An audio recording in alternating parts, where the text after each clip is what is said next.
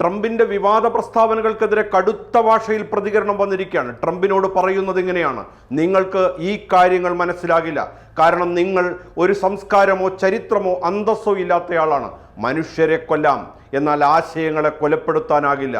നിങ്ങൾ ആയത്തുള്ള ഖമനിയെ കൊലപ്പെടുത്തി, എന്നാൽ യഥാർത്ഥത്തിൽ നിങ്ങൾ ചെയ്തത് ഒരു സുഗന്ധദ്രവ്യക്കുപ്പി തല്ലിപ്പൊട്ടിക്കുകയായിരുന്നു. അതിൻ്റെ സുഗന്ധം ഇപ്പോൾ എല്ലായിടത്തും പടർന്നിരിക്കുന്നു, ഇറാൻ എംബസി കുറിച്ചു.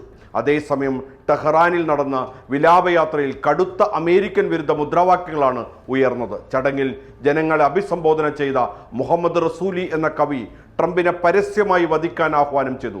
ലോകത്തിലെ ഏറ്റവും സങ്കരവർഗക്കാരനായ മനുഷ്യൻ എന്തിനാണ് ഇനിയും ജീവിച്ചിരിക്കുന്നത് എന്ന റസൂലിയുടെ ചോദ്യത്തെ വലിയ ജനക്കൂട്ടം അമേരിക്കക്ക് മരണം, ഇസ്രായേലിന് മരണം എന്നീ മുദ്രാവാക്യങ്ങളോടെയാണ് വരവേറ്റത്.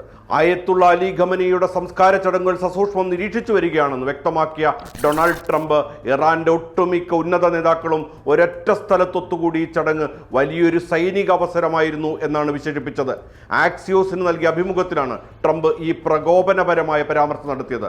ടെഹ്റാനിൽ ഖമനിയുടെ വിലാപയാത്രയിൽ പങ്കെടുത്ത ലക്ഷക്കണക്കിന് ജനങ്ങളെ കണ്ടതിൽ തനിക്ക് അത്ഭുതമുണ്ടെന്ന് ട്രംപിന് പറയേണ്ടി വന്നിരിക്കുന്നു. പുതിയ സാഹചര്യത്തിൽ രണ്ടും കൽപ്പിച്ച് മുന്നോട്ടു പോകാനാണ് ഇറാന്റെ തീരുമാനം. അന്താരാഷ്ട്ര ഊർജ വിപണിയുടെ ജീവനാഡിയായ ഹോർമൂസ് കടലിടുക്കിലൂടെ കടന്നു പോകുന്ന കപ്പലുകളിൽ നിന്ന് നിശ്ചിത സർവീസ് ചാർജ് ഈടാക്കുമെന്ന് സ്ഥിരീകരിച്ചിരിക്കുകയാണ് ഇറാൻ. എന്നാൽ തങ്ങളുമായി സൗഹൃദം പുലർത്തുന്ന രാജ്യങ്ങൾക്ക് ഇതിൽ പ്രത്യേക ഇളവുകളും പരിഗണനയും നൽകുമെന്നും ചൈനയിലെ ഇറാൻ അംബാസഡർ വ്യക്തമാക്കി.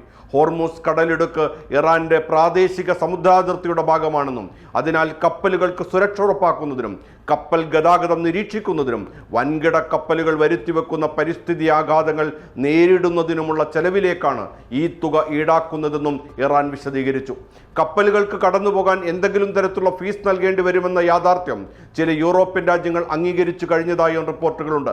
സംഘർഷത്തെ തുടർന്ന് ഹോർമൂസ് അടച്ചിട്ടത് ലോകവ്യാപകമായി ഇന്ധനക്ഷാമം ഉണ്ടാക്കുകയും വിലക്കയറ്റത്തിന് കാരണമാവുകയും ചെയ്തിരുന്നു. യുഎസുമായി സമാധാന കരാറിൽ ഒപ്പുവെച്ചതോടെയാണ് ഹോർമൂസ് വീണ്ടും തുറന്നത്. നിലവിൽ ഇറാന്റെ ഭൂരിഭാഗം എണ്ണയും ഇറക്കുമതി ചെയ്യുന്നത് ചൈനയാണ്. ഹോർമൂസിലൂടെയുള്ള കപ്പൽ ഗതാഗതം തടസ്സമില്ലാതെ മുന്നോട്ടു പോകണമെന്നാണ് തങ്ങളുടെ താല്പര്യമെന്ന് ചൈനീസ് വിദേശകാര്യ മന്ത്രാലയം വ്യക്തമാക്കി കഴിഞ്ഞു.